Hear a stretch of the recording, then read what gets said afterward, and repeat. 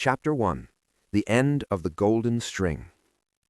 I give you the end of a golden string. Only wind it into a ball. It will lead you in at heaven's gate, built in Jerusalem's wall. William Blake. In the following essays, I have tried to indicate certain ways of approach to the understanding of the Bible and the realization of your dreams. That ye be not slothful, but followers of them who through faith and patience inherit the promises. Hebrews 6:12.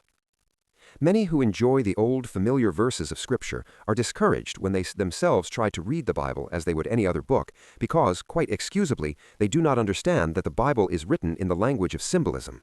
Not knowing that all of its characters are personifications of the laws of mind, that the Bible is psychology rather than history, they puzzle their brains over it for a while and then give up. It is all too mystifying. To understand the significance of its imagery, the reader of the Bible must be imaginatively awake. According to the Scriptures, we sleep with Adam and wake with Christ. That is, we sleep collectively and wake individually. And the Lord God caused a deep sleep to fall upon Adam, and he slept. Genesis 2:21. If Adam, or generic man, is in a deep sleep, then his experiences, as recorded in the Scriptures, must be a dream. Only he who is awake can tell his dream, and only he who understands the symbolism of dreams can interpret the dream.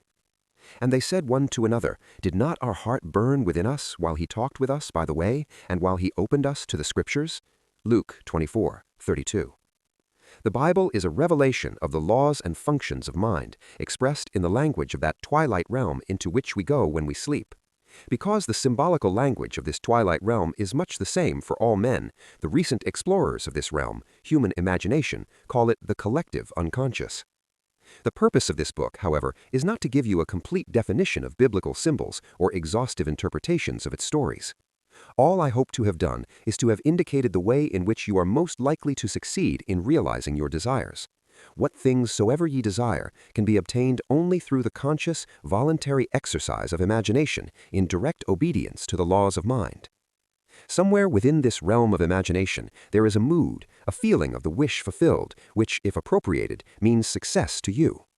This realm, this Eden, your imagination, is vaster than you know, and repays exploration. I give you the end of a golden string. You must wind it into a ball. Chapter 2. The Four Mighty Ones. 4 mighty ones are in every man. William Blake. And a river went out of Eden to water the garden, and from thence it was parted, and became into 4 heads. Genesis 2:10. And every one had 4 faces. Ezekiel 10:14. I see 4 men loose, walking in the midst of the fire, and they have no hurt, and the form of the 4th is like the Son of God. Daniel 3:25. The 4 mighty ones constitute the selfhood of man, or God in man. There are 4 mighty ones in every man, but these 4 mighty ones are not 4 separate beings, separated one from the other, as are the fingers of his hand. The 4 mighty ones are 4 different aspects of his mind, and differ from one another in function and character, without being 4 separate selves inhabiting one man's body. The 4 mighty ones may be equated with the 4 Hebrew characters Yod, He, Waw, He, from right to left, which form the 4-lettered mystery name of the creative power, Yahweh, or even occasionally as Jehovah, from and combining within itself the past, present, and future forms of the verb to be. The Tetragrammaton is revered as the symbol of the creative power in man, I am. The creative 4 functions in man reaching forth to realize in actual material phenomena qualities latent in itself. We can best understand the 4 mighty ones by comparing them to the 4 most important characters in the production of a play. All the world's a stage, and all the men and women merely players. They have their exits and their entrances, and one man in his time plays many parts. As You Like It, Act 2, Scene 7. The producer, the author, the director, and the actor are the 4 most important characters in the production of a play. In the drama of life, the producer's function is to suggest the theme of a play. He does this in the form of a wish, such as, I wish I were successful, I wish I could take a trip, I wish I were married, and so on. But to appear on the world stage, these general themes must somehow be specified and worked out in detail. It is not enough to say, "I wish I were successful." That is too vague. Successful at what? However, the first mighty one only suggests a theme. The dramatization of the theme is left to the originality of the second mighty one, the author. In dramatizing the theme, the author only writes the last scene of the play, but this scene he writes in detail. The scene must dramatize the wish fulfilled. He mentally visualizes as lifelike a scene as possible of what he would experience had he realized his wish. When the scene is clearly visualized, the author's work is done. The third mighty one in the production of life's play is the director. The director's tasks are to see that the actor remains faithful to the script and to rehearse him over and over again until he is natural in the part. This function may be likened to a controlled and consciously directed attention, an attention focused exclusively on the action, which implies that the wish is already realized. The form of the fourth is like the Son of God, human imagination, the actor. This fourth mighty one performs within himself, in imagination, the predetermined action which implies the fulfillment of the wish. This function does not visualize or observe the action. This function actually enacts the drama and does it over and over again until it takes on the tones of reality. Without the dramatized vision of fulfilled desire, the theme remains mere theme and sleeps forever in the vast chambers of unborn themes. Nor without the cooperant attention, obedient to the dramatized vision of fulfilled desire, will the vision perceived attain objective reality. The four mighty ones are the four quarters of the human soul. The first is Jehovah's King, who suggests the theme. The second is Jehovah's servant, who faithfully works out the theme in a dramatic vision. The third is Jehovah's man, who was attentive and obedient to the vision of fulfilled desire, who brings the wandering imagination back to the script 70 times 7. The form of the fourth is Jehovah himself, who enacts the dramatized theme on the stage of the mind. Let this mind be in you, which was also in Christ Jesus, who being in the form of God, thought it not robbery to be equal with God. Philippians 2:5-6. The drama of life is a joint effort of the four quarters of the human soul. All that you behold, though it appears without, it is within, in your imagination, of which this world of mortality is but a shadow. Blake. All that we behold is a visual construction contrived to express a theme that has been dramatized, rehearsed, and performed elsewhere.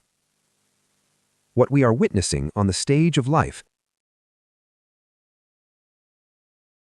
The world is an optical construction devised to express the themes which have been dramatized, rehearsed, and performed in the imagination of men. The four mighty ones constitute the selfhood of man, or God in man, and all that man beholds, though it appears without, are but shadows cast upon the screen of space, optical constructions contrived by selfhood to inform him in regard to the themes which he has conceived, dramatized, rehearsed, and performed within himself. The creature was made subject unto vanity, that he may become conscious of selfhood and its functions, for with consciousness of selfhood and its functions he can act to a purpose. He can have a consciously self-determined history. Without consciousness, he acts unconsciously and cries to an objective God to save him from his own creation. O Lord, how long shall I cry, and thou wilt not hear, even cry out unto thee of violence, and thou wilt not save? When man discovers that life is a play which he himself is consciously or unconsciously writing, he will cease from the blind self-torture of executing judgment upon others. Instead, he will rewrite the play to conform to his ideal, for he will realize that all changes in the play must come from the cooperation of the four mighty ones within himself. They alone can alter the script and produce the change. All the men and women in his world are merely players and are as helpless to change his play as are the players on the screen of the theater to change the picture. The desired change must be conceived, dramatized, rehearsed, and performed in the theater of his mind. When the fourth function, the imagination, has completed its task of rehearsing the revised version of the play until it is natural, then the curtain will rise upon this so seemingly solid world, and the mighty four will cast a shadow of the real play upon the screen of space. Men and women will automatically play their parts to bring about the fulfillment of the dramatized theme. The players, by reason of their various parts in the world's drama, become relevant to the individual's dramatized theme, and, because relevant, are drawn into his drama. They will play their parts, faithfully believing all the while that it was they themselves who initiated the parts they play. This they do because, "Thou, Father, art in me, and I in thee. I in them, and thou in me." John 17:21, 23. I am involved in mankind. We are one. We are all playing the four parts of producer, author, director, and actor in the drama of life. Some of us are doing it consciously, others unconsciously. It is necessary that we do it consciously. Only in this way can we be certain of a perfect ending to our play. Then we shall understand why we must become conscious of the four functions of the one God within ourselves, that we may have the companionship of God as his sons. Man should not stay a man. His aim should higher be. For God will only gods accept as company. Angelus Silesius. In January of 1946, I took my wife and little daughter to Barbados in the British West Indies for a holiday. Not knowing there were any difficulties in getting a return passage, I had not booked ours before leaving New York. Upon our arrival in Barbados, I discovered that there were only two ships serving the islands, one from Boston and one from New York. I was told there was no available space on either ship before September. As I had commitments in New York for the first week of May, I put my name on the long waiting list for the April sailing. A few days later, the ship from New York was anchored in the harbor. I observed it very carefully and decided that this was the ship we should take. I returned to my hotel and determined on an inner action that would be mine were we actually sailing on that ship. I settled down in an easy chair in my bedroom to lose myself in this imaginative action. In Barbados, we take a motor launch or rowboat out into the deep harbor when we embark on a large steamer. I knew I must catch the feeling that we were sailing on that ship. I chose the inner action of stepping from the tender and climbing up the gangplank of the steamer. The first time I tried, my attention wandered after I had reached the top of the gangplank. I brought myself back down and tried again and again. I do not recall how many times I carried out this action in my imagination until I reached the deck and looked back at the port with the feeling of sweet sadness at departing. I was happy to be returning to my home in New York, but nostalgic in saying goodbye to the lovely island and our family and friends. I do recall that in one of my many attempts at walking up the gangplank in the feeling that I was sailing, I fell asleep. After I awoke, I went about the usual social activities of the day and evening. The following morning, I received a call from the steamship company requesting me to come down to their office and pick up our tickets for the April sailing. I was curious to know why Barbados had been chosen to receive the cancellation and why I, at the end of the long waiting list, was to have the reservation. But all that the agent could tell me was a cable had been received that morning from New York offering passage for 3. I was not the first the agent had called, but for reasons she could not explain, those she had called said that now they found it inconvenient to sail in April. We sailed on April 20th and arrived in New York on the morning of May 1st. In the production of my play, The Sailing on a Boat That Would Bring Me to New York by the 1st of May, I played the 4 most important characters in my drama. As the producer, I decided to sail on a specific ship at a certain time. Playing the part of the author, I wrote the script. I visualized the inner action that conformed to the outer action I would take if my desire were realized. As the director, I rehearsed myself, the actor, in that imagined action of climbing the gangplank until that action felt completely natural. This being done, events and people moved swiftly to conform in the outer world to the play I had constructed and enacted in my imagination. I told this story to an audience of mine in San Francisco, and a lady in the audience told me how she had unconsciously used the same technique when she was a young girl. The incident occurred on Christmas Eve. She was feeling very sad and tired and sorry for herself. Her father, whom she adored, had died suddenly. Not only did she feel this loss at the Christmas season, but necessity had forced her to give up her planned college years and go to work. This rainy Christmas Eve, she was riding home on a San Diego streetcar. The car was filled with gay chatter of happy young people home for the holidays. To hide her tears from those round about her, she stood on the open part at the front of the car and turned her face to the rain. Into the skies to mingle her tears with the rain. With her eyes closed and holding the rail of the car firmly, this is what she said to herself. This is not the salt of the tears that I taste, but the salt of the sea and the wind. This is not San Diego, this is the South Pacific, and I am sailing into the Bay of Samoa. and looking up, in her imagination, she constructed what she imagined to be the Southern Cross. She lost herself in this contemplation, so that all faded round about her. Suddenly, she was at the end of the line and home. 2 weeks later, she received word from a lawyer in Chicago that he was holding $3,000 in American bonds for her. Several years before, an aunt of hers had gone to Europe with instructions that these bonds be turned over to her niece if she did not return to the United States. The lawyer had just received word of the aunt's death and was now carrying out her instructions. A month later, this girl sailed for the islands in the South Pacific. It was night when she entered the Bay of Samoa. Looking down, she could see the white foam like a bone in the lady's mouth as the ship plowed through the waves and brought the salt of the sea in the wind. An officer on duty said to her, "There is the Southern Cross," and looking up, she saw the Southern Cross as she had imagined it. In the intervening years, she had many opportunities to use her imagination constructively, but as she had done this unconsciously, she did not realize there was a law behind it all. Now that she understands, she too is consciously playing her 4 major roles in the daily drama of her life, producing plays for the good of others as well as herself. Then the soldiers, when they had crucified Jesus, took his garments and made 4 parts, to every soldier a part, and also his coat. Now the coat was without seam, woven from the top throughout. And the Lord had respect unto Abel and in his offerings, but unto Cain and to his offering he had no respect. Genesis 4:4-5. If we search the Scriptures, we will become aware of a far deeper meaning in the above quotation than that which a literal reading would give us. The Lord is no other than your own consciousness. Say unto the children of Israel, I am hath sent me unto you. Exodus 3:14. I am is the self-definition of the Lord. Cain and Abel, as the grandchildren of the Lord, can only be personifications of 2 distinct functions of your own consciousness. The author is really concerned to show the 2 contrary states of the human soul, and he has used 2 brothers to show these states. The 2 brothers represent 2 distinct outlooks on the world possessed by everyone. One is the limited perception of the senses, and the other is an imaginative view of the world.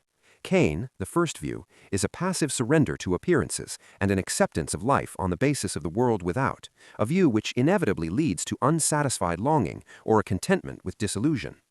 Abel, the second view, is a vision of fulfilled desire, lifting man above the evidence of the senses to that state of relief where he no longer pines with desire. Ignorance of the second view is a soul on fire. Knowledge of the second view is the wing whereby it flies to the heaven of fulfilled desire. Come, eat my bread, and drink of the wine that I have mingled. Forsake the foolish, and live. Proverbs 9:5-6. In the epistle to the Hebrews, the writer tells us that Abel's offering was faith, and, states the author, without faith it is impossible to please him. Now faith is the substance of things hoped for, the evidence of things not seen. Through faith, we understand that the worlds were framed by the word of God, so that things which are seen were not made of things which do appear. Hebrews 11:6-1-3. Cain offers the evidence of the senses, which consciousness, the Lord, rejects, because acceptance of this gift as a mold of the future would mean the fixation and perpetuation of the present state forever. The sick would be sick, the poor would be poor, the thief would be a thief, the murderer a murderer, and so on, without hope of redemption. The Lord, or consciousness, has no respect for such passive use of imagination, which is the gift of Cain. He delights in the gift of Abel, the active, voluntary, loving exercise of the imagination on behalf of man, for himself and others. Let the weak man say, I am strong. Joel 3:10. Let man disregard appearances and declare himself to be the man he wants to be. Let him imagine beauty where his senses reveal ashes, joy where they testify to mourning, riches where they bear witness to poverty. Only by such active, voluntary use of imagination can man be lifted up and Eden restored. The ideal is always waiting to be incarnated, but unless we ourselves offer the ideal to the Lord, our consciousness, by assuming that we are already that which we seek to embody, it is incapable of birth. The Lord needs his daily lamb of faith to mold the world in harmony with our dreams. By faith, Abel offered unto God a more excellent sacrifice than Cain. Hebrews 11:4. Faith sacrifices the apparent fact for the unapparent truth. Faith holds fast to the fundamental truth that through the medium of an assumption, invisible states become visible facts. For what is faith unless it is to believe what you do not see? St. Augustine. Just recently, I had the opportunity to observe the wonderful results of one who had the faith to believe what she did not see. A young woman asked me to meet her sister and her 3-year-old nephew. He was a fine, healthy lad with clear blue eyes and an exceptionally fine, unblemished skin. Then she told me her story. At birth, the baby was perfect in every way, save for a large, ugly birthmark covering one side of his face. Their doctor advised them that nothing could be done for this type of scar. Visits to many specialists only confirmed his statement. Hearing the verdict, the aunt set herself the task of proving her faith that an assumption, though not denied by the evidence of the senses, if persisted in, will harden into fact. Every time she thought of the baby, which was often, she saw in her imagination an 8-month-old baby with a perfect face, without any trace of a scar. This was not easy, but she knew that in this case that was the gift of Abel which pleased God. She persisted in her faith. She believed what was not there to be seen. The result was that she visited her sister on the child's 8-month birthday and found him to have a perfect, unblemished skin with no trace of a birthmark ever having been present. Luck, coincidence, shouts Cain. No, Abel knows that these are names given by those who have no faith to the works of faith. We walk by faith, not by sight. 2 Corinthians 5:7.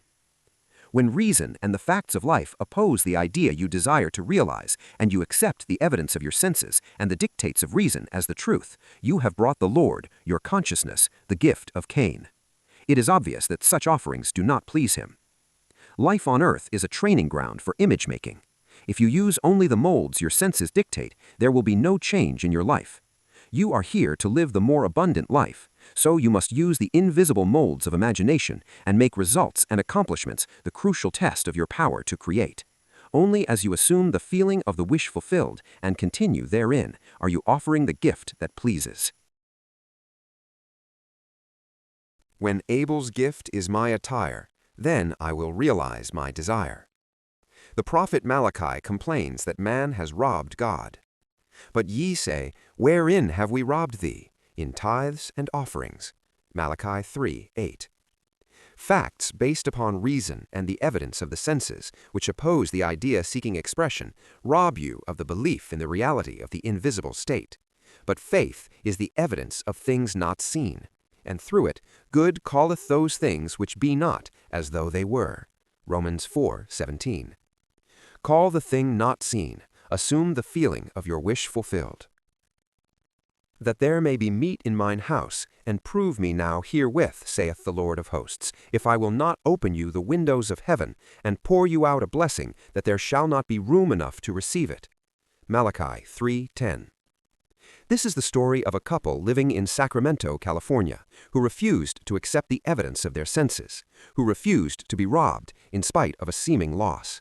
The wife had given her husband a very valuable wristwatch.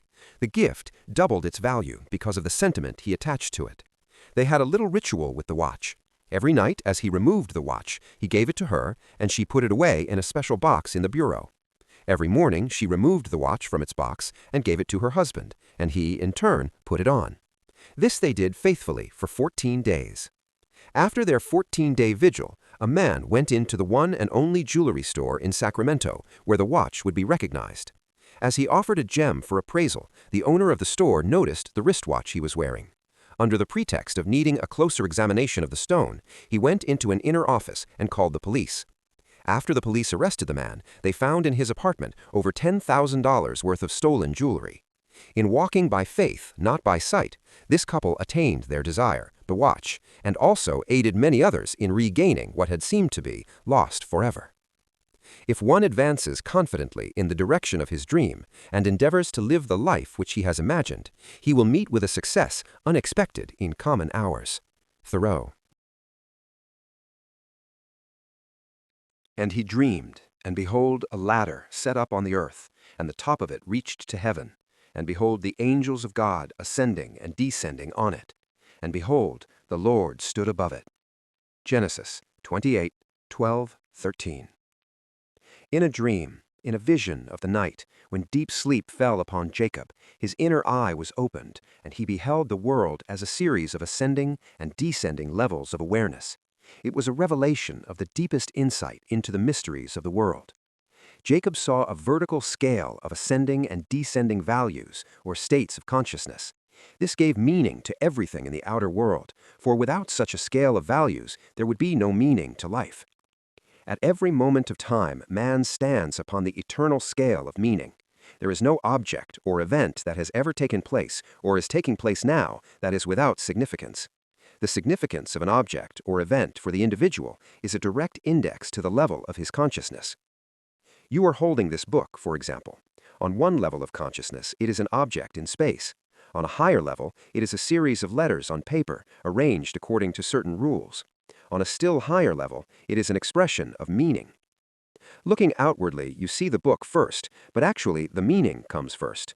It occupies a higher grade of significance than the letter arrangement on paper or the book as an object in space. Meaning determined the letter arrangement. The letters only express the meaning. The meaning is invisible and above the level of the visible arrangement of letters. If there had been no meaning to be expressed, no book would have been written and published. And behold, the Lord stood above it. The Lord and meaning are one, the Creator, the cause of the phenomena of life. In the beginning was the Word, and the Word was with God, and the Word was God. John 1:1. In the beginning was the intention, the meaning, and the intention was the intender. The objects and events in time and space occupy a lower level of significance than the level of meaning which produced them. All things were made by meaning, and without meaning was not anything that was made. The fact that everything seen can be regarded as the effect on a lower level of significance of an unseen higher order of significance is a very important one to grasp. Our usual mode of procedure is to attempt to explain the higher levels of significance, why things happen, in terms of the lower, what and how things happen. For example, let us take an actual accident and try to explain it. Most of us live on the level of what happened. The accident was an event in space. One automobile struck another and practically demolished it. Some of us live on the higher level of how the accident happened. It was a rainy night, the roads were slippery, and the second car skidded into the first. On rare occasions, a few of us reach the highest or causal level of why such an accident occurs. Then we become aware of the invisible, the state of consciousness which produced the visible event. In this case, the ruined car was driven by a widow who, though she felt she could not afford to, greatly desired to change her environment. Having heard that by the proper use of her imagination she could do and be all she wished to be, this widow had been imagining herself actually living in the city of her desire. At the same time, she was living in a consciousness of loss, both personal and financial. Therefore, she brought upon herself an event which was seemingly another loss, but the sum of money the insurance company paid her allowed her to make the desired change in her life. When we see the why behind the seeming accident, the state of consciousness that produced the accident, we are led to the conclusion that there is no accident. Everything in life has its invisible meaning. The man who learns of an accident, the man who knows how it happened, and the man who knows why it happened are on three different levels of awareness in regard to that accident. On the ascending scale, each higher level carries us a step in advance towards the truth of the accident. We should strive constantly to lift ourselves to the higher level of meaning, the meaning that is always invisible and above the physical event. But remember, the meaning or cause of the phenomena of life can be found only within the consciousness of man. Man is so engrossed in the visible side of the drama of life, the side of what has happened and how it happened, that he rarely rises to the invisible side of why it happened.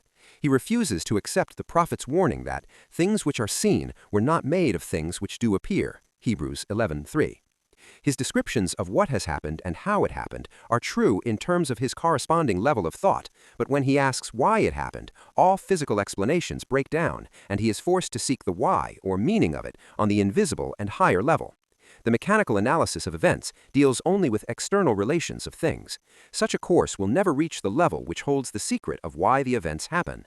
Man must recognize that the lower and visible sides flow from the invisible and higher level of meaning. Intuition is needed to lift us up to the level of meaning, to the level of why things happen. Let us follow the advice of the Hebrew prophet of old and lift up our eyes unto the hills within ourselves and observe what is taking place there. See what ideas we have accepted as true, what states we have consented to, what dreams, what desires, and above all, what intentions. It is from these hills that all things come to reveal our stature, our height, on the vertical scale of meaning. If we lift our eyes to the V in me who works behind the veil, we will see the meaning of the phenomena of life. Events appear on the screen of space to express the different levels of consciousness of man. A change in the level of his consciousness automatically results in a change of the phenomena of his life. To attempt to change conditions before he changes the level of consciousness from whence they came is to struggle in vain. Man redeems the world as he ascends the vertical scale of meaning. We saw, in the analogy of the book, that as consciousness was lifted up to the level where man could see meaning expressed in the arrangement of its letters, it also included the knowledge that the letters were arranged according to certain rules, and that such arrangements, when printed on paper and bound together, formed a book. What is true of the book is true of every event in the world. They shall not hurt or destroy in all my holy mountain, for the earth shall be full of the knowledge of the Lord, as the waters cover the sea. Isaiah 11:9. Nothing is to be discarded, all is to be redeemed. Our lives, ascending the vertical scale of meaning towards an ever-increasing awareness, an awareness of things of higher significance, are the process whereby this redemption is brought to pass. As man arranges letters into words, and words into sentences to express meaning, in like manner, life arranges circumstances, conditions, and events to express the unseen meanings or attitudes of men. Nothing is without significance. But man, not knowing the higher level of inner meaning, looks out upon a moving panorama of events and sees no meaning to life. There is always a level of meaning determining events and their essential relationship to our lives. Here is a story that will enable us to seize the good in things seeming evil, to withhold judgment, and to act aright amid unsolved problems. Just a few years ago, our country was shocked by a seeming injustice in our midst. The story was told on radio and television as well as in the newspapers. You may recall the incident. The body of a young American soldier killed in Korea was returned to his home for burial. Just before the service, his wife was asked a routine question. Was her husband a Caucasian? When she replied that he was an Indian, burial was refused. This refusal was in accordance with the laws of that community, but it aroused the entire nation. We felt incensed that anyone who had been killed in the service of his country should be denied burial anywhere in his country. The story reached the attention of the President of the United States, and he offered burial with full military honors in Arlington National Cemetery. After the service, the wife told reporters that her husband had always dreamed of dying a hero and having a hero's burial service with full military honors. When we in America had to explain why progressive, intelligent people like ourselves not only enacted but supported such laws in our great land of the free and the brave, we were hard put for an explanation. We, as observers, had only seen what happened and how it happened. We failed to see why it happened. That burial had to be refused if that lad was to realize his dream. We tried to explain the drama in terms of the lower level of how it happened, which explanation could not satisfy the one who had asked why it happened. The true answer, viewed from the level of higher meaning, would be such a reversal of our common habits of thinking that it would be instantly rejected. The truth is that future states are causative of present facts. The Indian boy dreaming of a hero's death with full military honors was like Lady Macbeth, transported beyond this ignorant present, and could feel now the future in the instant. And by it he being dead yet speaketh. Hebrews 11:4. Chapter 5. The Game of Life. I can easier teach 20 what were good to be done, than be one of the 20 to follow mine own teaching. Shakespeare. With this confession off my mind, I will now teach you how to play the game of life. Life is a game, and, like all games, it has its aims and its rules. In the little games that men concoct, such as cricket, tennis, baseball, football, and so on, the rules may be changed from time to time. After the changes are agreed upon, man must learn the new rules and play the game within the framework of the accepted rules. However, in the game of life, the rules cannot be changed or broken. Only within the framework of its universal and everlastingly fixed rules can the game of life be played. The game of life is played on the playing field of the mind. In playing a game, the first thing we ask is, what is its aim and purpose? And the second, what are the rules governing the game? In the game of life, our chief aim is towards increasing awareness, and awareness of things of greater significance, and our second aim is towards achieving our goals, realizing our desires. As to our desires, the rules reach only so far as to indicate the way in which we should go to realize them, but the desires themselves must be the individual's own concern. The rules governing the game of life are simple, but it takes a lifetime of practice to use them wisely. Here is one of the rules. As he thinketh in his heart, so is he. Proverbs 23:7. Thinking is usually believed to be a function entirely untrammeled and free, without any rules to constrain it, but that is not true. Thinking moves by its own processes in a bounded territory with definite paths and patterns. Thinking follows the tracks laid down in one's own inner conversations. All of us can realize our objectives by the wise use of mind and speech. Most of us are totally unaware of the mental activity which goes on within us. But to play the game of life successfully, we must become aware of our every mental activity, for this activity, in the form of inner conversations, is the cause of the outer phenomena of our life. Every idle word that man shall speak, they shall give account thereof in the day of judgment. For by thy words thou shalt be justified, and by thy words thou shalt be condemned. Matthew 12:36-37. The law of the word cannot be broken. A bone of him shall not be broken. John 19:36. Chapter 5. The Game of Life. I can easier teach 20 what were good to be done than be one of the 20 to follow mine own teaching. Shakespeare. With this confession off my mind, I will now teach you how to play the game of life. Life is a game, and like all games, it has its aims and its rules. In the little games that men concoct, such as cricket, tennis, baseball, football, and so on, the rules may be changed from time to time. After the changes are agreed upon, man must learn the new rules and play the game within the framework of the accepted rules. However, in the game of life, the rules cannot be changed or broken. Only within the framework of its universal and everlastingly fixed rules can the game of life be played. The game of life is played on the playing field of the mind.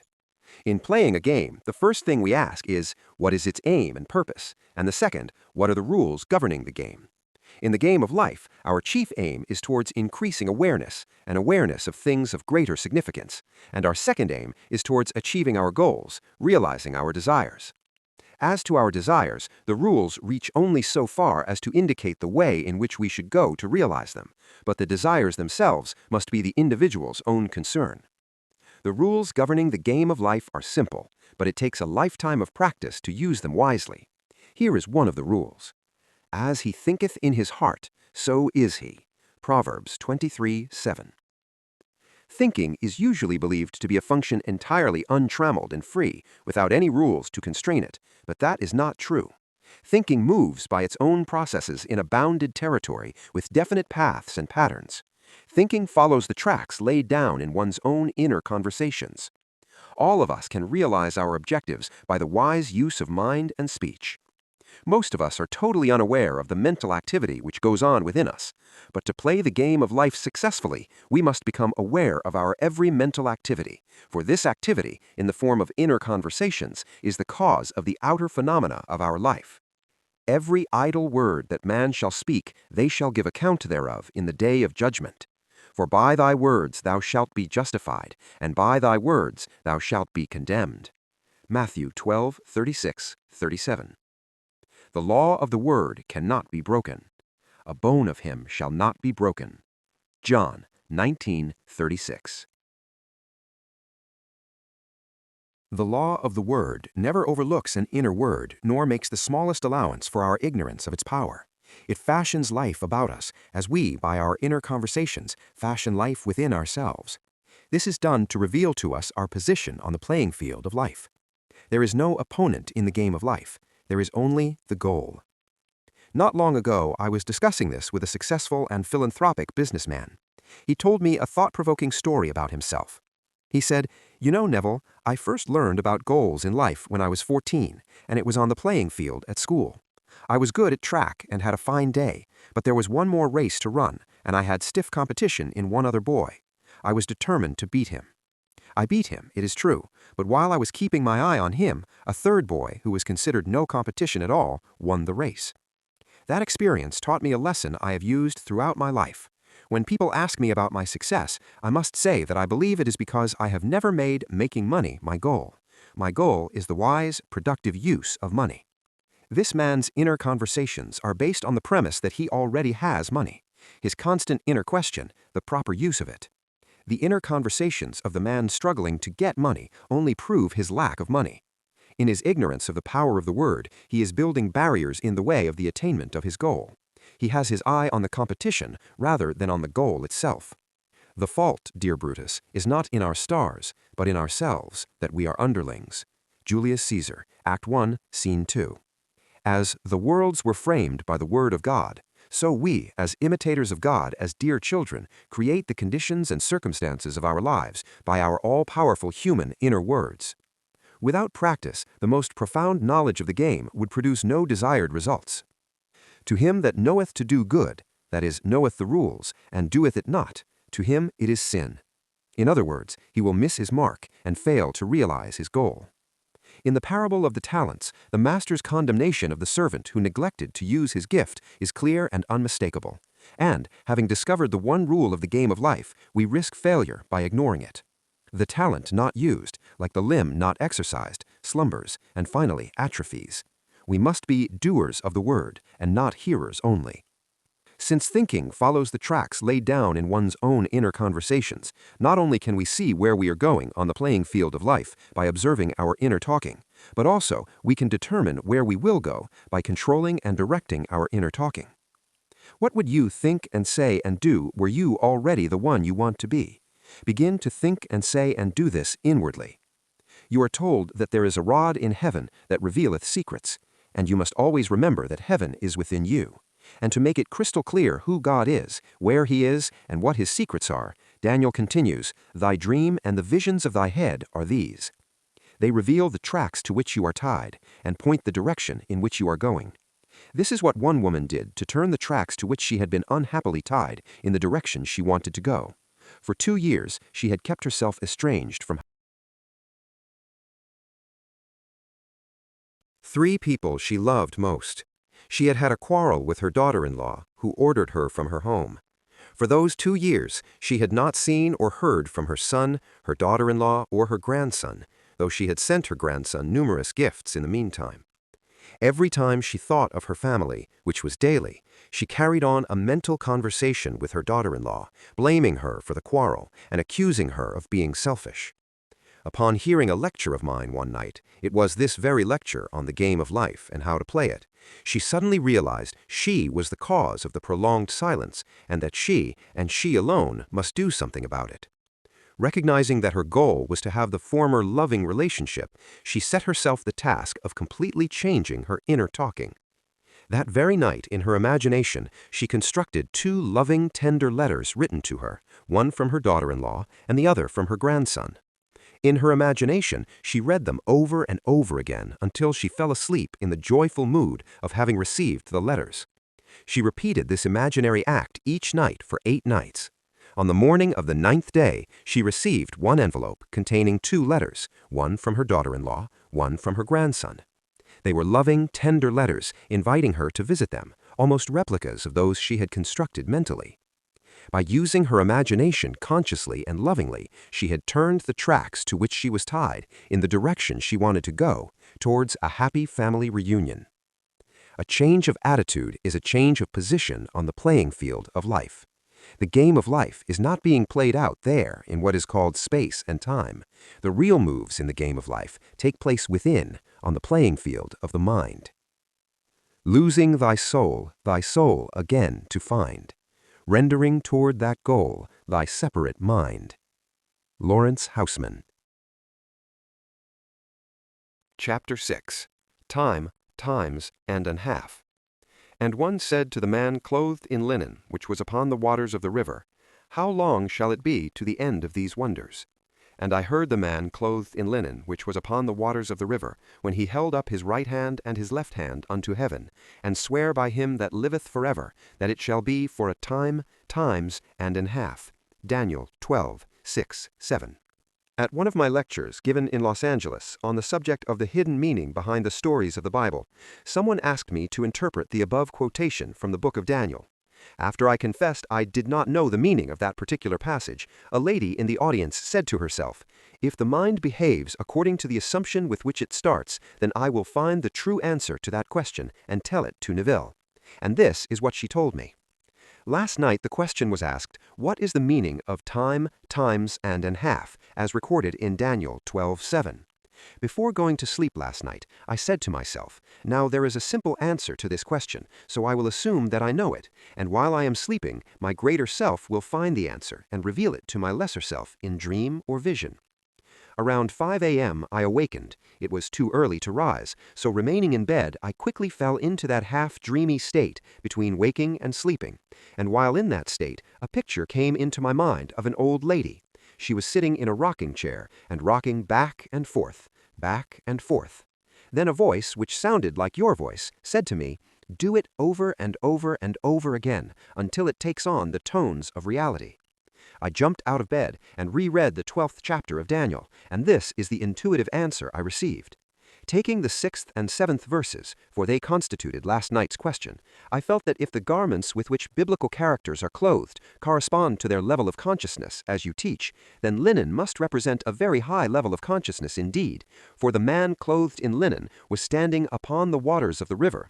And if, as you teach, water symbolizes a high level of psychological truth, then the individual who could walk upon it must truly represent an exalted state of consciousness. I therefore felt that what he had to say must indeed be very significant. Now the question asked of him was, how long shall it be to the end of these wonders? And his answer was, a time, times, and an half. Remembering my vision of the old lady rocking back and forth, and your instruction telling me to do it over and over and over again until it takes on the tones of reality, and remembering that this vision and my instruction came to me in response to my assumption that I knew the answer, I intuitively felt that the question asked the man clothed in linen meant, how long shall it be until the wonderful dreams that I am dreaming become a reality? And his answer is, do it over and over and over again until it takes on the tones of reality. A time means to perform the imaginary action which implies the fulfillment of the wish.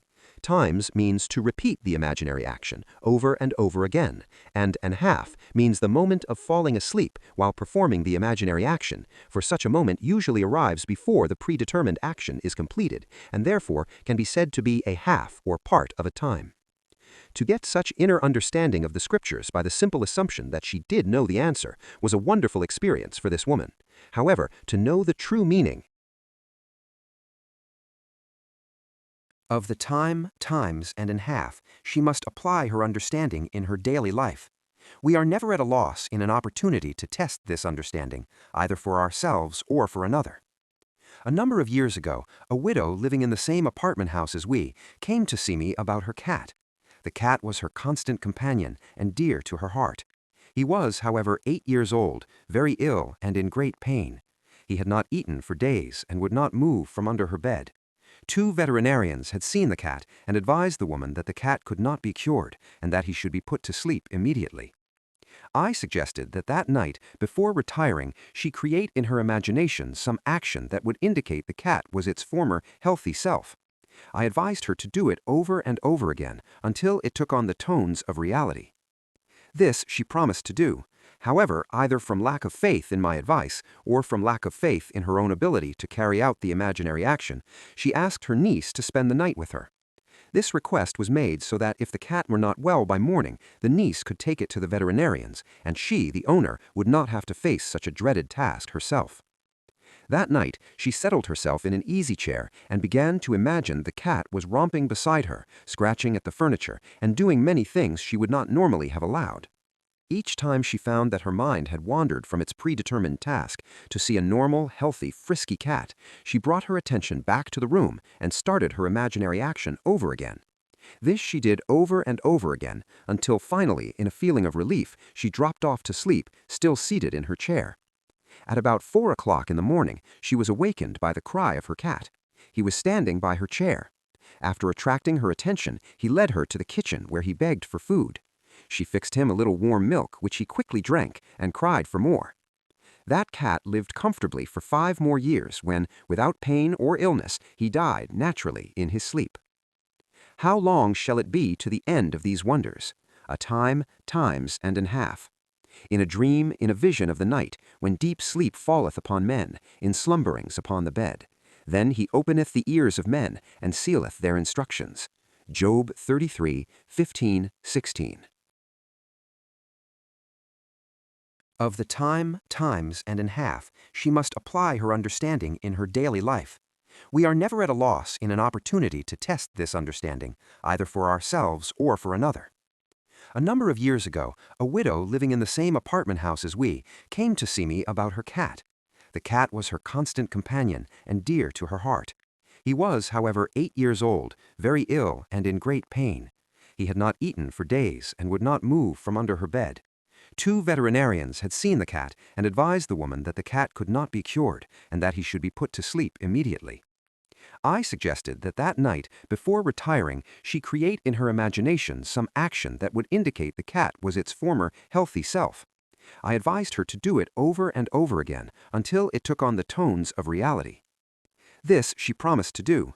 However, either from lack of faith in my advice or from lack of faith in her own ability to carry out the imaginary action, she asked her niece to spend the night with her. This request was made so that if the cat were not well by morning, the niece could take it to the veterinarians, and she, the owner, would not have to face such a dreaded task herself. That night, she settled herself in an easy chair and began to imagine the cat was romping beside her, scratching at the furniture, and doing many things she would not normally have allowed. Each time she found that her mind had wandered from its predetermined task to see a normal, healthy, frisky cat, she brought her attention back to the room and started her imaginary action over again. This she did over and over again, until finally, in a feeling of relief, she dropped off to sleep, still seated in her chair. At about 4 o'clock in the morning, she was awakened by the cry of her cat. He was standing by her chair. After attracting her attention, he led her to the kitchen where he begged for food. She fixed him a little warm milk, which he quickly drank, and cried for more. That cat lived comfortably for 5 more years when, without pain or illness, he died naturally in his sleep. How long shall it be to the end of these wonders? A time, times, and an half. In a dream, in a vision of the night, when deep sleep falleth upon men, in slumberings upon the bed. Then he openeth the ears of men, and sealeth their instructions. Job 33, 15, 16. Chapter 7. Be ye therefore wise as serpents, and harmless as doves. Matthew 10:16. The serpent's ability to form its skin by ossifying a portion of itself, and its skill in shedding each skin as it outgrew it, caused man to regard this reptile as a symbol of the power of endless growth and self-reproduction. Man is told, therefore, to be wise as the serpent and learn how to shed his skin, his environment, which is his solidified self. Man must learn how to loose him and let him go, how to put off the old man, how to die to the old, and yet know, like the serpent, that he shall not surely die. Man has not learned as yet that all that is outside his physical body is also a part of himself, that his world and all the conditions of his life are but the outpicturing of his state of consciousness. When he knows this truth, he will stop the futile struggle of self-contention and, like the serpent, let the old go and grow a new environment. Man is immortal, therefore he must die endlessly, for life is a creative idea. It can only find itself in changing forms. Tagore. In ancient times, serpents were also associated with the guardianship of treasure or wealth. The injunction to be wise as serpents is the advice to man to awaken the power of his subtilized body, his imagination, that he, like the serpent, may grow and outgrow, die and yet not die, for from such deaths and resurrections alone, shedding the old and putting on the new, shall come fulfillment of his dreams and the finding of his treasures. As the serpent was more subtle than any creature of the field which the Lord God had made, Genesis 3:1, even so imagination is more subtle than any creature of the heavens which the Lord God had created. Imagination is the creature that was made subject to vanity, not willingly, but by reason of him who subjected the same in hope. For we are saved by hope, but hope that is seen is not hope.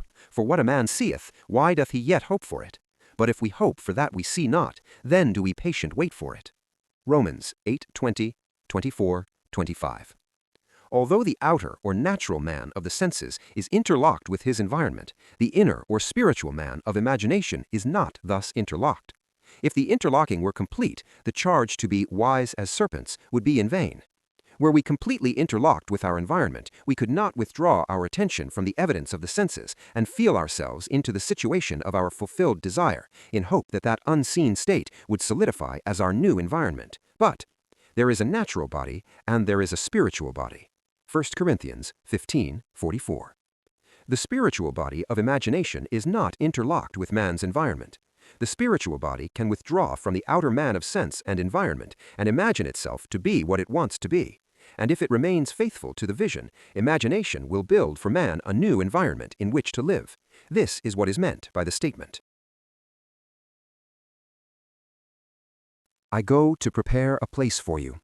And if I go and prepare a place for you, I will come again and receive you unto myself, that where I am, there ye may be also. John 14:2-3. The place that is prepared for you need not be a place in space. It can be health, wealth, companionship, anything that you desire in this world.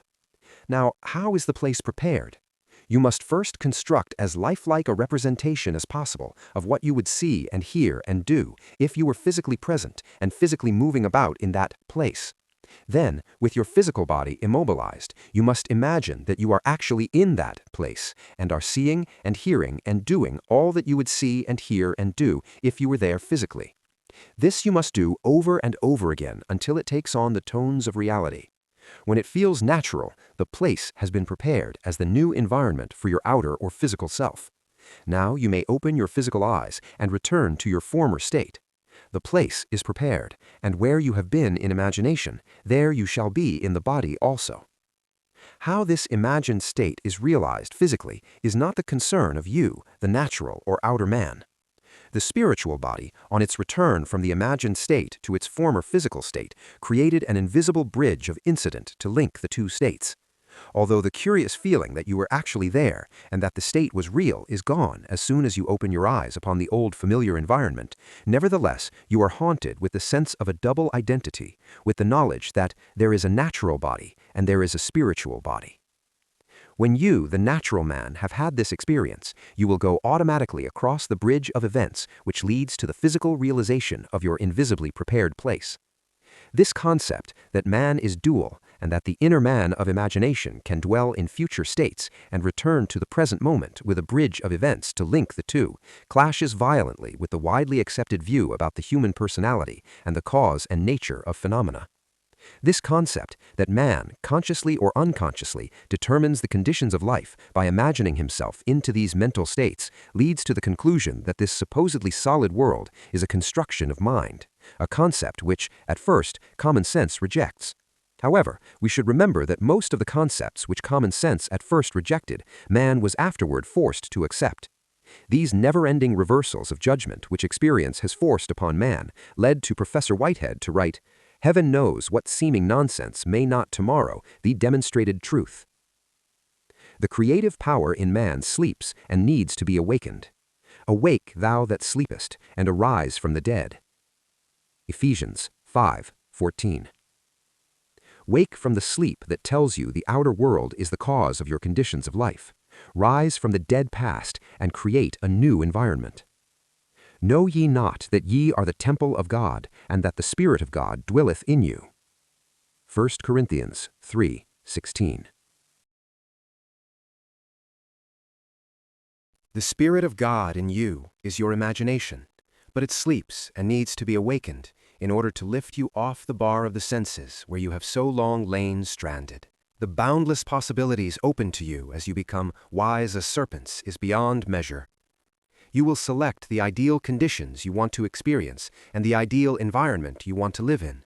Experiencing these states in imagination until they have sensory vividness, you will externalize them as surely as the serpent now externalizes its skin. After you have outgrown them, then, you will cast them off as easily as the snake throws her enameled skin. The more abundant life, the whole purpose of creation, cannot be saved through death and resurrection. God desired form, so he became man, And it is not enough for us to recognize His Spirit at work in creation. We must see His work in form and say that it is good, even though we outgrow the form, forever and ever. He leads through widening chambers of delight to where throbs rapture near an end that A recedes, because His touch is infinite and lends a yonder to all ends. And I, if I be lifted up from the earth, will draw all men unto me. John 12:32. If I be lifted up from the evidence of the senses to the state of consciousness I desire to realize, and remain in that state until it feels natural, I will form that state around me, and all men will see it. But how to persuade man this is true, that imaginative life is the only living, that assuming the feeling of the wish fulfilled is the way to the more abundant life, and not the compensation of the escapist? That is the problem. To see as though widening chambers of delight what living in the realms of imagination means, to appreciate and enjoy the world, one must live imaginatively. One must dream and occupy his dream, then grow and outgrow the dream, forever and ever. The unimaginative man, who will not lose his life on one level that he may find it on a higher level, is nothing but a Lot's wife, a pillar of self-satisfied salt. On the other hand, those who refuse form as being unspiritual and who reject incarnation as separate from God are ignorant of the great mystery. Great is the mystery, God was manifest in the flesh. Your life expresses one thing and one thing only, your state of consciousness. Everything is dependent upon that. As you, through the medium of imagination, assume a state of consciousness, that state begins to clothe itself in form. It solidifies around you as the serpent's skin ossifies around it. But you must be faithful to the state. You must not go from state to state, but rather wait patiently in the one invisible state until it takes on form and becomes an objective fact. Patience is necessary, but patience will be easy after your first success in shedding the old and growing the new, for we are able to wait according as we have been rewarded by understanding in the past. Understanding is the secret of patience. What natural joy and spontaneous delight lie in seeing the world, not with, but as, Blake says, through the eye.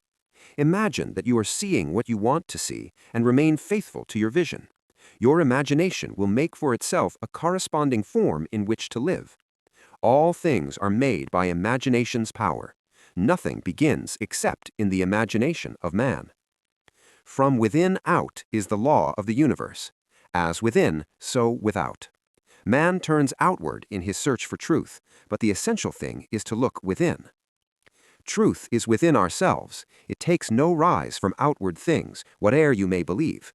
There is an inmost center in us all, where truth abides in fullness, and to know, rather, consists in opening out a way whence the imprisoned splendor may escape, than in effecting entry for a light supposed to be without. Browning, Paracelsus. I think you will be interested in an instance of how a young woman shed the skin of resentment and put on a far different kind of skin. The parents of this woman had separated when she was 6 years old, and she had lived with her mother. She rarely saw her father, but once a year he sent her a $5 check for Christmas. Following one of my lectures, she was dwelling on my statement that man's suspicion of another is only a measure of his own deceitfulness, and she recognized that she had been harboring resentment towards her father for years. That night, she resolved to let go her resentment and put a fond reaction in its place. In her imagination, she felt she was embracing her father in the warmest way. She did it over and over again until she caught the spirit of her imaginary act, and then she fell asleep in a very contented mood. The following day, she happened to pass through the fur department of one of our large stores in California. For some time, she had been toying with the idea of having a new fur scarf, but felt she could not afford it. This time, her eye was caught by a stone marten scarf, and she picked it up and tried it on. After feeling it and seeing herself in it, reluctantly she took off the scarf and returned it to the salesman, telling herself she really could not afford it. As she was leaving the department, she stopped and thought, Neville tells us we can have whatever we desire if we will only capture the feeling of already having it. In her imagination, she put the scarf back on, felt the reality of it, and went about her shopping, all the while enjoying the imagined wearing of it. This young woman never associated these two imaginary acts. In fact, she had almost forgotten what she had done, until a few weeks later, on Mother's Day, the doorbell rang unexpectedly. There was her father. As she embraced him, she remembered her first imaginary action. As she opened the package he had brought her, the first gift in these many years, she remembered her second imaginary action, for the box contained a beautiful stone marten scarf. Chapter 8. The Water and the Blood. Except a man be born again, he cannot see the kingdom of God. John 3:3. But one of the soldiers with a spear pierced his side, and forthwith came there out blood and water. John 19:34. This is he that came by water and blood, even Jesus Christ, not only by water, but by water and blood. 1 John 5:6. According to the Gospel and the Epistle of John, not only must man be born again, but he must be born again of water and blood. These two inward experiences are linked with two outward rites, baptism to symbolize birth by water, and the wine of communion to symbolize acceptance of the blood of the Savior. But the two outward rites, baptism to symbolize birth by water, and the wine of communion to symbolize acceptance of the blood of the Savior, cannot produce the real birth or radical transformation of the individual, which is promised to man.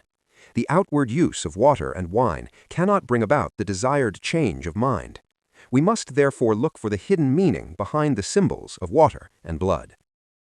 The Bible uses many images to symbolize truth, but the images used symbolize truth on different levels of meaning.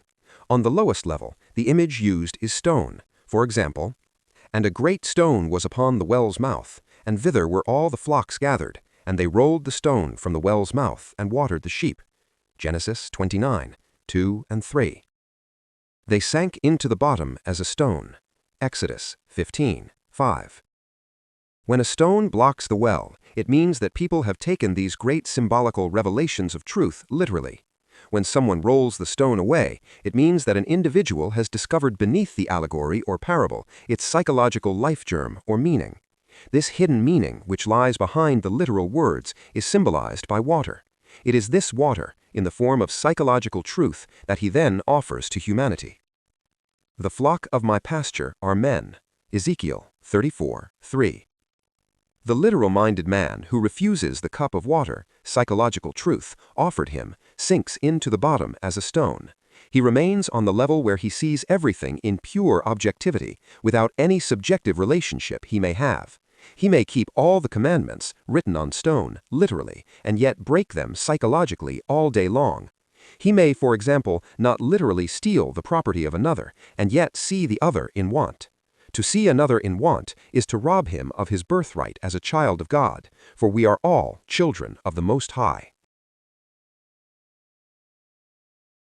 "And if children, then heirs, heirs of God, and joint heirs with Christ." Romans 8:17. To know what to do about a seeming misfortune is to have the cup of water, the psychological truth that could save the situation. But such knowledge is not enough. Man must not only fill the water pots of stone with water, that is, discover the psychological truth, into wine. This he does by living a life according to the truth which he has discovered. Only by such use of the truth can he taste the water that was made wine. John 2:9. A man's birthright is to be Jesus. He is born to save his people from their sins. Matthew 1:21. But the salvation of a man is not by water only, but by water and blood. To know what to do to save yourself or another is not enough. You must do it. Knowledge of what to do is water. Doing it is blood. This is he that came not by water only, but by water and blood. The whole of this mystery is in the conscious, active use of imagination to appropriate that particular state of consciousness that would save you or another from the present limitation. Outward ceremonies cannot accomplish this. "And behold, when thou art entered into the city, there shall meet you a man bearing a pitcher of water. Follow him, and wheresoever he shall go in, say to the goodman of the house, The Master saith, Where is the guest chamber, where I shall eat the Passover with my disciples? And he will show you a large upper room, furnished and prepared. There make ready for us." Luke 22:10-12. Whatever you desire is already furnished and prepared. Your imagination can put you in touch inwardly with that state of consciousness. If you imagine that you are already the one you want to be, you are following the man bearing the pitcher of water. If you remain in that state, you have entered the guest chamber, Passover, and committed your spirit into the hands of God, your consciousness. A man's state of consciousness is his demand on the infinite storehouse of God, and, like the law of commerce, a demand creates a supply. To change the supply, you change the demand, your state of consciousness. What you desire to be, that you must feel you already are. Your state of consciousness creates the conditions of your life, rather than the conditions create your state of consciousness. To know this truth is to have the water of life. But your Savior, the solution of your problem, cannot be manifested by such knowledge only. It can be realized only as such knowledge is applied. Only as you assume the feeling of your wish fulfilled and continue therein is your side pierced, from whence cometh blood and water. In this manner only is Jesus, the solution of your problem, realized. For thou must know that in the government of the mind thou art thine own Lord and Master. There will rise up no fire in the circle or whole circumference of thy body and spirit unless thou awakes it thyself. God is your consciousness. His promises are conditional. Unless the demand, your state of consciousness, is changed, the supply, the present conditions of your life, remain as they are. As we forgive, as we change our mind, the law is automatic. Your state of consciousness is the spring of action, the directing force, and that which creates the supply. If that nation, against whom I have pronounced, turn from their evil, I will repent of the evil that I thought to do unto them. And at what instant I shall speak concerning a nation, and concerning a kingdom, to build and to plant it. If it do evil in my sight, that it obey not my voice, then I will repent of the good, wherewith I said I would benefit them. Jeremiah 18, 8-9, 10. This statement of Jeremiah suggests that a commitment is involved if the individual or nation would realize the goal. A commitment to certain fixed attitudes of mind. The feeling of the wish fulfilled is a necessary condition in man's search for the goal. The story I am about to tell you shows that man is what the observer has the capacity to see in him, that what he is seen to be is a direct index to the observer's state of consciousness. This story is, also, a challenge to us all to shed our blood, use our imagination lovingly on behalf of another. There is no day that passes that does not afford us the opportunity to transform a life by the shedding of our blood. Without the shedding of blood, there is no remission. Hebrews 9:22. One night in New York City, I was able to unveil the mystery of the water and the blood to a schoolteacher. I had quoted the above statement from Hebrews 9:22 and went on to explain that the realization that we have no hope save in ourselves is the discovery that God is within us, that this discovery causes the dark caverns of the skull to grow luminous, and we know that the spirit of man is the candle of the Lord, Proverbs 20:27, and that this realization is the light to guide us safely over the earth. His candle shined upon my head, and by his light I walked through darkness. Job 29:3. However, we must not look upon this radiant light of the head as God, for man is the image of God. God appears, and God is light, to those poor souls who dwell in night, but does a human form display to those who dwell in realms of day. Blake. But this must be experienced to be known. There is no other way, and no other man's experience can be a substitute for our own. I told the teacher that her change of attitude in regard to another would produce a corresponding change in the other, that such knowledge was the true meaning of the water mentioned in 1 John 5, verse 6, but that such knowledge alone was not enough to produce the rebirth desired, that such rebirth could only come to pass by water and blood, or the application of this truth. Knowledge of what to do is the water of life, but doing it is the blood of the Savior. In other words, a little knowledge, if carried out in action, is more profitable than much knowledge which we neglect to carry out in action. As I talked, one student kept impinging on the teacher's mind, but this, thought she, would be a too difficult case on which to test the truth of what I was telling her concerning the mystery of rebirth. All knew, teachers and students alike, that this particular student was incorrigible. The outer facts of her case were these. The teachers, including the principal and school psychiatrist, had sat in judgment on the student just a few days before. They had come to a unanimous decision that the girl, for the good of the school, must be expelled upon reaching her 16th birthday. She was rude, crude, unethical, and used most vile language. The date for dismissal was but a month away. As she rode home that night, the teacher kept wondering if she could really change her mind about the girls, and if so, would the student undergo a change of behavior because she herself had undergone a change of attitude. The only way to find out would be to try. This would be quite an undertaking, for it meant assuming full responsibility for the incarnation of the new values in the student. Did she dare to assume so great a power, such creative, godlike power? This meant a complete reversal of man's normal attitude towards life, from "I will love him if he first loves me" to "he loves me because I first loved him." This was too much like playing God. We love him because he first loved us. 1 John 4:19. But no matter how she tried to argue against it, the feeling persisted that my interpretation gave meaning to the mystery of rebirth by water and blood. The teacher decided to accept the challenge, and this is what she did. She brought the child's face before her mind's eye and saw her smile. She listened and imagined she heard the girl say, "Good morning." This was something the student had never done since coming to that school.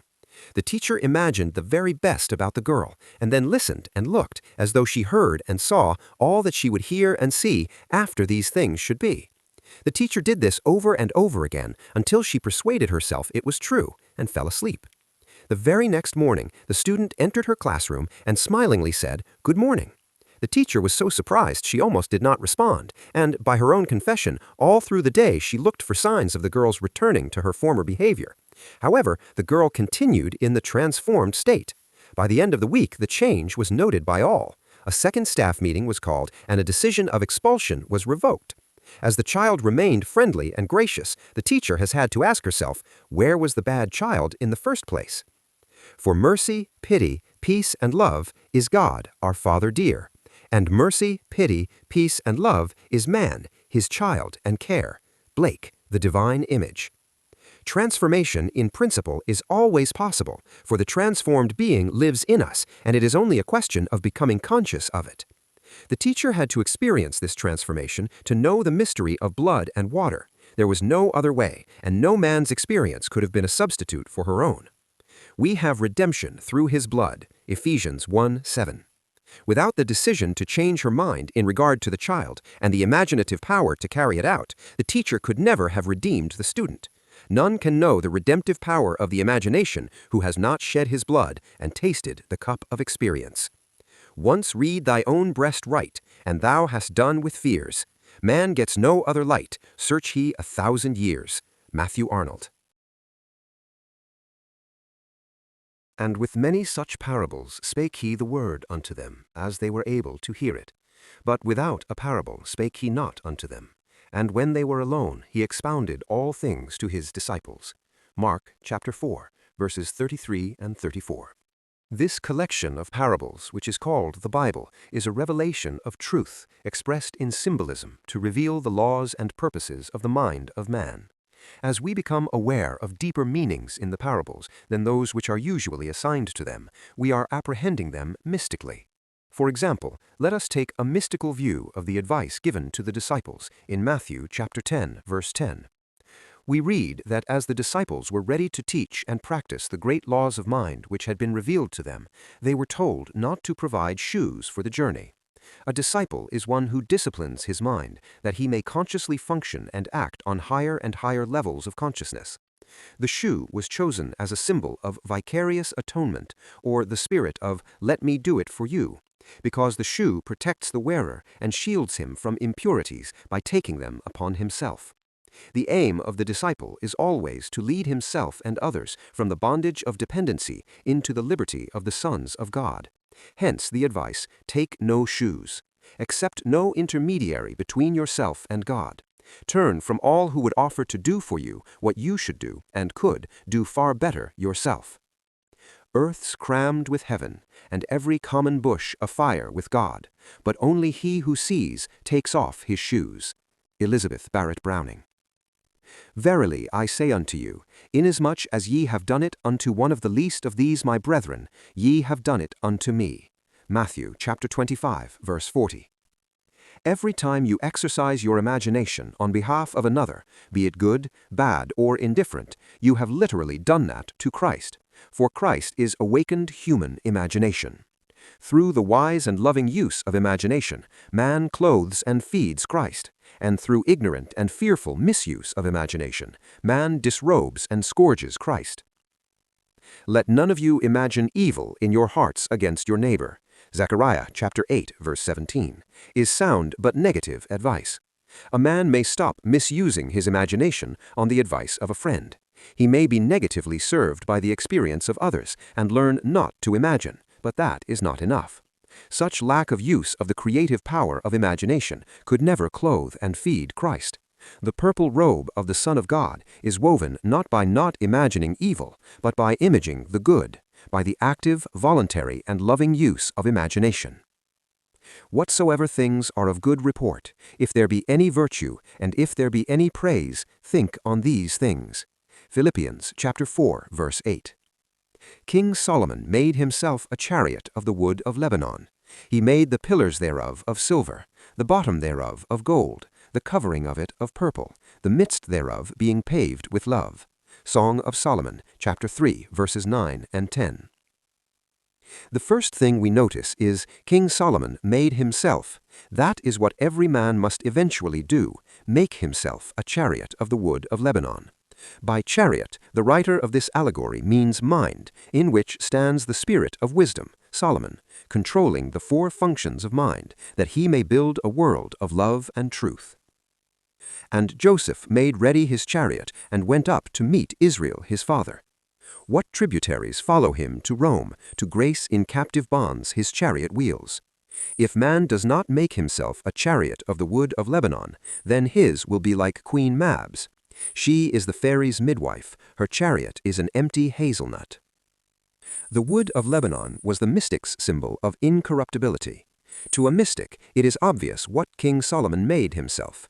Silver typified knowledge, gold symbolized wisdom, and purple clothed or covered the incorruptible mind with the red of love and the blue of truth. And they clothed him with purple. Mark chapter 15, verse 17. Incarnate, incorruptible fourfold wisdom clothed in purple. Love and truth, the purpose of man's experience on earth. Love is the sage's stone. It takes gold from the clod. It turns naught into aught, transforms me into God. Angelus Silesius.